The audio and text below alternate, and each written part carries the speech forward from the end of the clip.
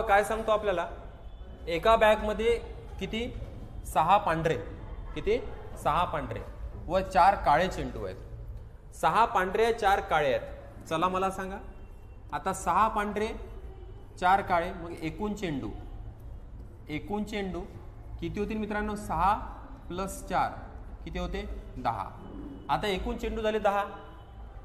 जर बॅगेत हात घालून 2 चेंडू काढले, किती चेंडू काढले? 2. इथपर्यंत आपण करतोय बघा, नंतर समोरचं बघू. आता 10 पैकी 2 काढायचे आहेत. 10 चेंडू आहेत, 10 पैकी 2 काढायचे आहेत. किती पैकी? 10 पैकी 2. आता 10 पैकी 2 असं जेव्हा म्हणतात मित्रांनो, आता इथं आपण काढणार आहोत सॅम्पल. हे काय काढणार आहोत? सॅम्पल.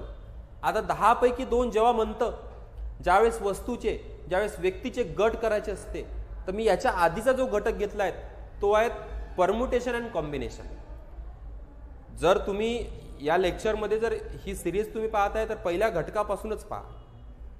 परम्युटेशन कॉम्बिनेशन पाहिल्याशिवाय प्रोबॅबिलिटी पाहू नका. आता परम्युटेशन कॉम्बिनेशन मी तुम्हाला सांगितलं की वस्तू आणि व्यक्तीचे जेव्हा गट करायचे असते त्यावेळेस कॉम्बिनेशनचा फॉर्म्युला वापरायचा असतो. कशाचा मित्रांनो? कॉम्बिनेशनचा. आता कॉम्बिनेशनचा फॉर्म्युला काय आहे मित्रांनो? आपल्याला माहिती आहे की n फॅक्टोरियल, n म्हणजे एकूण, factorial c r factorial, r म्हणजेच मित्रांनो आता काय होतं? r फॅक्टोरियल, r म्हणजे त्याच्यापैकी किती घ्यायचे? 2 फॅक्टोरियल. बरोबर आहे. आता काय करू? हे सॉल्व्ह केल्यानंतर आपल्याला येणार आहेत मित्रांनो काय? यस निघणार, म्हणजे सॅम्पल येणार आहेत. सॅम्पल निघाल्यानंतर आता इव्हेंट काढायचा आहे. चला ते पाहू आपण, ते नंतर करू. इव्हेंट. आता काय म्हटलं? दोन्ही चेंडू एकाच रंगाचे असतील. कोणत्या कोणत्या रंगाचे आहेत? 6 पांढरे आहेत, 4 काळे आहेत. मग आता इव्हेंट 1 हा पहिला इव्हेंट आपल्याला पाहायचा आहे. मग पांढरे चेंडू, पांढरे. आता पांढरे चेंडू किती आहेत मित्रांनो? 6. पांढरे चेंडू आहेत 6. पांढरे चेंडू 6 पैकी किती काढायचे आहेत मित्रांनो? 2. पांढरे चेंडू 6 पैकी 2 म्हणजेच काय होते? 6 फॅक्टोरियल c 2 फॅक्टोरियल. बरोबर आहे.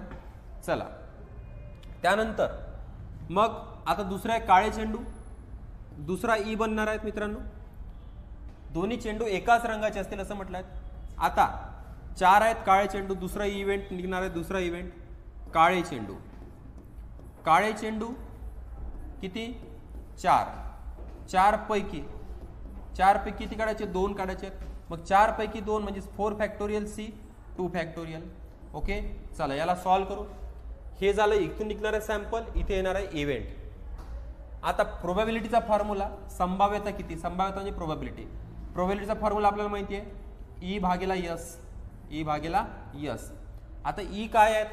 E आहे 6 factorial c 2 factorial plus 4 factorial c 2 factorial भागेला सॅम्पल किती आहेत? 10 फॅक्टोरियल c 2 फॅक्टोरियल मित्रांनो. ओके याला सॉल्व्ह करू. आता आपण बघा कॉम्बिनेशनचा फॉर्म्युला तुम्हाला सर्वांना माहिती आहे n फॅक्टोरियल भागेला r factorial into n minus r factorial. मग आता 6 फॅक्टोरियल म्हणजेच काय होते? मग 6 फॅक्टोरियल 6 इंटू 5 इंटू 4 वर क्लोज करायचं.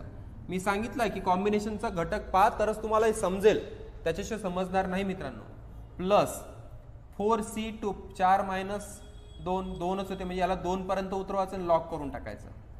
फॅक्टोरियल भागेला मित्रांनो किती? 2 factorial r into n minus r, म्हणजे 4तून 2 गेले 2 राहते. 2 फॅक्टोरियल कॅन्सल. हे किती झाले? 2 दुने 4 म्हणजेच किती झाले मित्रांनो? 6. याचे तसंच करू आपण. बघा लक्षात घ्या काय करायचं. आता याच्यात भागेला, याच्यात डिवाइडमध्ये काय आहेत बघा. याच्यामध्ये डिवाइडमध्ये आपल्याला येणार आहेत काय? 10 फॅक्टोरियल c 2 फॅक्टोरियल. ओके सॅम्पलमध्ये याच्यात 6 मायनस 2 किती होते? 4 इंटू r फॅक्टोरियल म्हणजे 2 फॅक्टोरियल. 4 factorial cancer. 2 6. ओके 2 6 5. आता याला पण करून घेऊ, याला पण सॉल्व्ह करू. याचं किती आलं मित्रांनो? 3 दुने 6. ओके याचा आलाय 6, याचा आलाय 5 15 15 आलाय. बरं याला किती होते पाहू? 10 फॅक्टोरियल. आता इथपर्यंत जर तुम्ही जर लिहिलं असेल तर मी याला मिटवतो. हे मिटवतो आणि तुमच्या लक्षात घेतोय, मग समोरचं आपल्याला पाहायचं आहे मित्रांनो. बघा हे एवढं मिटवतोय, एवढं मिटवल्यानंतर ते कंटिन्यू इकडे घेतोय ते गणित. चला आता या 10 फॅक्टोरियलचा अर्थ काय होईल? 10 फॅक्टोरियलचा अर्थ होतो मित्रांनो 10 गुणेला 9 गुणेला 8, 8 पर्यंत थांबतो, कारण की 10 - 2 किती होते? 8 फॅक्टोरियल.